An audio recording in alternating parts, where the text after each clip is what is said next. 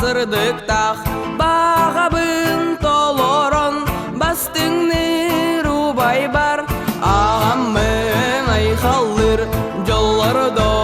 А сейчас мы узнаем, что крутится в голове у башкирочки и что у якутяночки.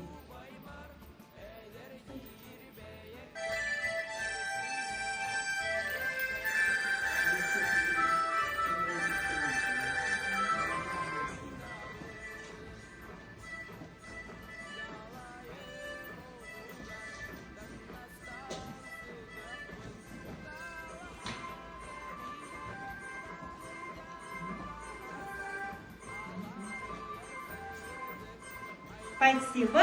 А у башкир?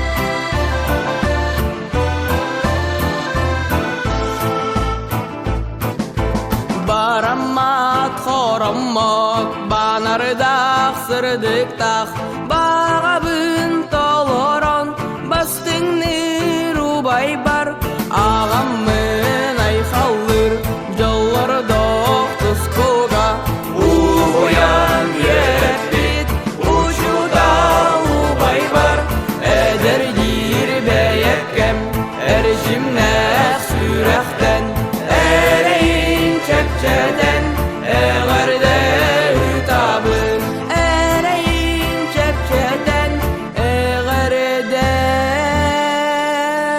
ütabın.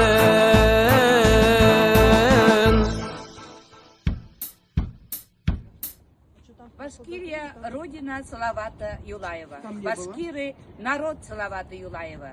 Сегодня мы находимся у памятника башкирского героя и хотим прочитать его отрывок его стихотворения «Моя Родина» на якутском языке.